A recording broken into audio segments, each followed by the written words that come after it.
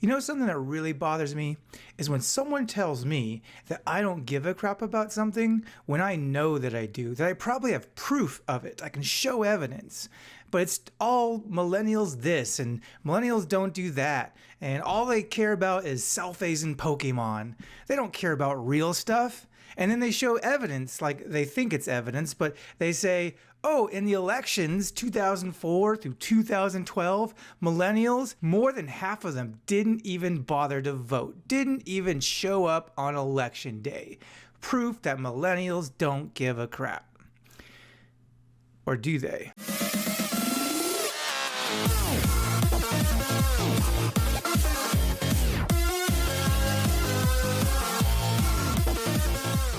In this class, one of the things I'm going to ask you to do over and over and over again is to provide evidence for the things you say. Prove what you say, because you have to understand that in the real world, no one's going to believe you if you don't provide evidence, unless they're the kind of person that's not really interested in thinking about the things they believe in. In this class, I care about proving the things I believe in, and I'm going to ask you to do the same. So to all the old fogies out there who want to say millennials and kids don't care, they just only care about themselves, and the proof of it is their lack of interest in politics and elections, let me read you a couple stories.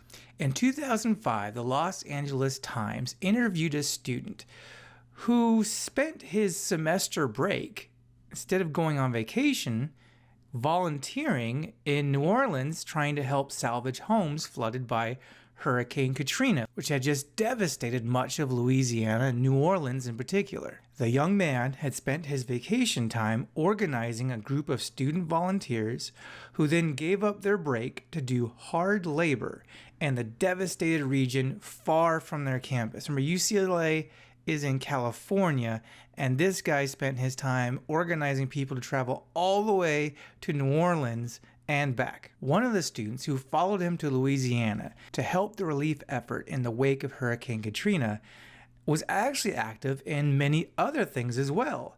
Social causes, political causes.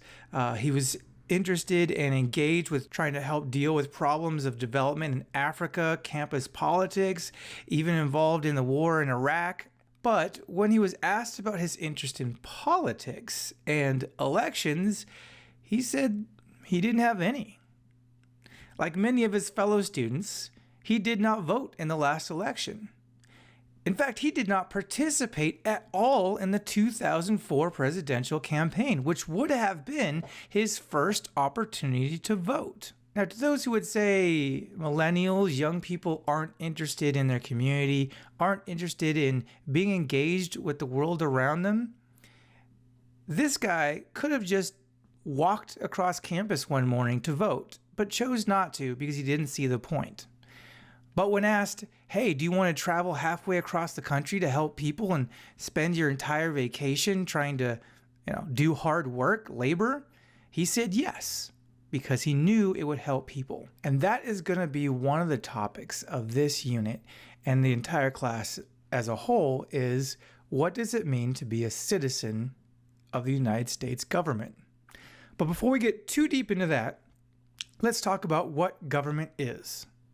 Government is made up of formal institutions and processes through which decisions are made for a group of people. So some of you think the government is just a source of rules and regulations.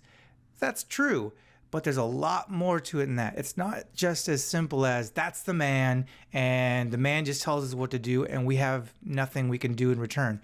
There's actually plenty we can do, but before you can start changing the system, first you have to understand what the system is and how it works. And to do that, you have to first understand there are three major components of most governments, including ours. And that is the people, which includes presidents, astronauts, postmen, judges, mayors, that lady at the DMV, anybody who works for the government, who's employed for the government, including those who we elect to be leaders in the government, that's the people. That's one part. The other component is policy, which is laws, government programs, actions, examples of which would include taxes, defense like the military, health care, transportation systems like roads and buses and subways, education, and so much more. And the third component is government power, which in America has been broken up into three sections: the legislative, the executive, and the judicial. Now, we're going to spend a little more time on those words in another video, but for now, just know that our government has been broken up into three sections. So who is it who actually holds the power? Who actually gets to decide what policy is and what the people are and what actions and laws we're going to have? Well, ultimately, the power is in our hands because we live in a representative democracy. A representative democracy is an indirect form of democracy in which people elect representatives to make decisions on their behalf. That means for them.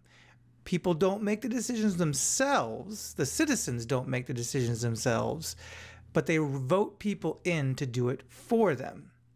So ultimately, that's why we, the citizens, hold the power in representative democracy, because we elect the leaders, and leaders who will go against their wishes, against citizens' wishes, may not be able to keep their power. They will lose their power because we will vote for someone else. But is that the only power citizens have?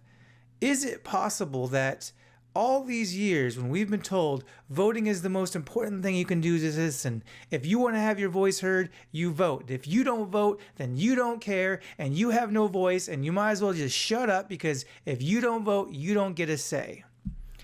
Now, voting is important, but maybe there's another way that you can show you care. Maybe there's another way you can actually be engaged. So there are two types of citizenship. The oldest and most traditional form of citizenship is duty-based citizenship. Duty-based citizenship is citizenship that focuses on traditional norms of citizens' obligations, responsibilities, and rights of citizenship that are given to us as defined in the past, defined the same way that it's always been defined, which is mostly voting. Duty-based citizenship says there are some things you just have to do, and is your right and your privilege, but also your responsibility, kind of like doing your chores. You don't want to do them, and I guess you don't have to, but if you don't, then there's consequences. There's things that don't get done, things stay dirty or things stay broken. But another kind of citizenship, the kind of citizenship that is becoming more and more popular among millennials, is engaged citizenship. Engaged citizenship focuses more on the social concern of others. It's a more assertive role. You're more likely to take action rather than to rely on others that you vote for to take action. This includes being concerned with the welfare of others, whether it's your own community or some community on the other side of the country or even on the other side of the planet. Engaged citizenship doesn't focus very much on voting or really conforming to traditional definitions of what citizenship even means. So in conclusion, it is a matter of debate right now. It is a matter of controversy right now. Are millennials killing our democracy by not voting as much as the older generations? Is there rebellion against the status quo, the beginning of the end of America as we know it? Or is it possible that this rebellion is the dawn of a new, more direct, and more active democracy than the world has ever seen?